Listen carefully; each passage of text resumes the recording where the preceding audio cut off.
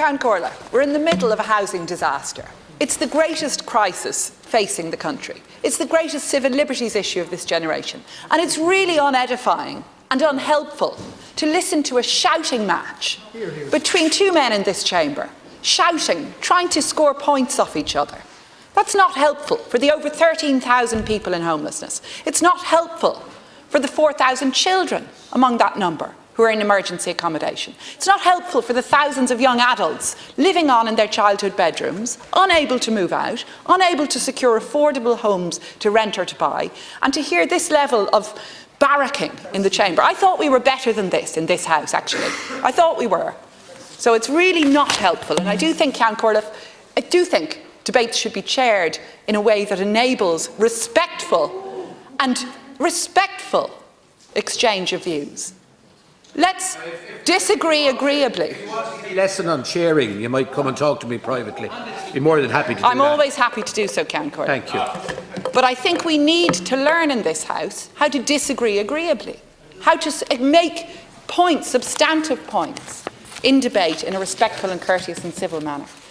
Minister, the report of the Housing Commission has dominated headlines. It's dominated debate, and rightly so, since it was leaked earlier this week. And it was welcome to hear the Taoiseach say he does not appear to challenge its findings, findings which are clearly a searing critique of your government's policy on housing. Findings which are damning, in fact, of the Housing for All plan, a plan which you stood over again this week, and as you put it on Tuesday night, you said any plan worth its salt has review mechanisms built in. You said that's what the Commission's report was. But it's not enough just to have a review mechanism. Clearly, it's also important that you accept when the review is scathing and that you undertake to act upon the recommendations and findings in the review. And the Commission report makes clear that Housing for All is not working. The Commission has called for a radical strategic reset, for emergency action to address that massive shortfall of homes, over 250,000 homes, which are so badly needed for communities, families, individuals across the country. So, Minister, we've spoken before about the need to build more homes, and what we want to see you do in answer to that review is to publish your revised building targets without any further delay. Because until those new higher targets are out, targets you accept need to be increased, there can be no ramping up by industry to prepare for them.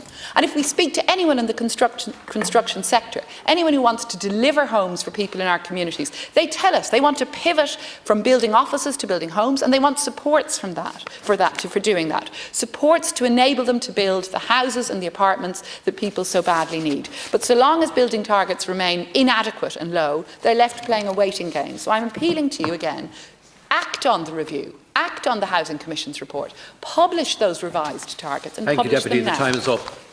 Thank you very much, Deputy Bacik. Just to say... Howland, please. Some get a second. Sorry? I said some get an extra minute and some get an extra second. Yeah. Well, the Deputy called for more powerful, forceful chairing, so I'm ensuring that she has what she looks for. Okay? Can we hear you now? Sure, of course. Deputy Bacik, thank you for your constructive question here today. Firstly, to repeat, I thank the Commission for the work they've done. 3 years in preparation of a report to take a long-term view on housing. And it was looking right the way back to 10 years of significant undersupply, looking at things like affordable and social housing. One of their recommendations, many of them, are actually implemented already. I'll give you an example of one of them in relation to the 20% provision on social and affordable housing, which I changed in this House. I reversed the decision made by a previous Labour Minister to go from 20 to 10, and we've gone back to 20%. But, having said that, to answer your question directly with regard to revised targets, I have always said that we would publish revised targets once we've the work of the Housing Commission, which we have now, and assessed properly, the work of the ESRI, so it will be this autumn. I'd say this to you too, Deputy, that any target we've set heretofore has been a floor, not a ceiling. In the first 2 years of Housing for All, we've exceeded our targets substantially, and since this government came into office, we've delivered up to Q1 this year 110,000 new homes, and that doesn't take into account the vacant homes we brought back into use. We've social housing at a rate we haven't seen for 50 years, affordable homes for the first time in a generation, and cost rental, which you and your Labour Party colleagues do support, and I welcome that as well, ramping up at scale now, a new form of housing tenure that's there. Do we need to do more? Of course we do. And I've always been ambitious beyond our targets.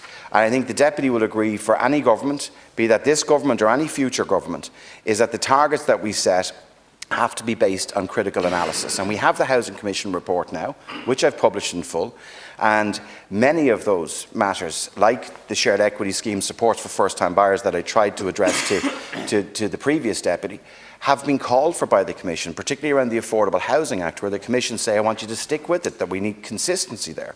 There are other elements as well that, of course, I'll examine in detail. I've had the report just 14 days, the 8th of May. I received the report, and I think the report deserves more than 14 days of consideration after them spending nearly 3 years in doing the work. So, directly to answer your question, I've always said prior to this report that we would come forward with revised housing targets for the remainder of this decade in the autumn of this year, and I intend us to do that. But in the meantime, what we're doing is ramping up delivery this year. So last month alone, we saw 18,000 new homes commence in 1 month alone, breaking all records there. And we've a significant target this year of over 34,500. And I intend for us to exceed that this year, and to exceed it substantially. Well, Minister, I don't hear any sign of the necessary ambition or urgency from you. When you effectively are saying to people, wait and see. We'll publish those revised targets, but just not yet, even though everyone, including your own Housing Commission, is saying the targets are simply too low. And let's take vacancy and dereliction. You need to do so much more to tackle the scourge of vacancy and dereliction across the country. And yet, instead of ambition, instead of urgency, the Croí Cónaithe scheme is inadequate. It's available only to those with the means to cover costs up front, and it's not working efficiently. You're attempting to tax those who sit on vacant homes, but you're relying on self-reporting. That's not working. And you're leaving a compulsory purchase system that is simply so inadequate and so slow that it's not working. And Minister, you know, the deadline for new amendments to the planning bill is next week. We put in amendments at committee stage to introduce new use it or lose it rules for developers who are speculating on inactive planning permissions. Here's one really substantive thing you could do to speed up delivery, and that is to act on our amendment, to adopt it, to take it on board, to bring an amendment, a similar amendment forward, to tackle vacancy and dereliction. Deputy, the targets themselves don't build homes, and you know that. We're continuing to deliver homes at a scale we haven't seen in over 15 years. Not everybody is feeling that yet. It is a very significant challenge. But I meet people right the way across this country, in my own constituency everywhere, who are getting the keys to their forever home now at a rate that we haven't seen for 15 years. So we're going to continue to ramp that up. And I am absolutely ambitious and determined that we do that.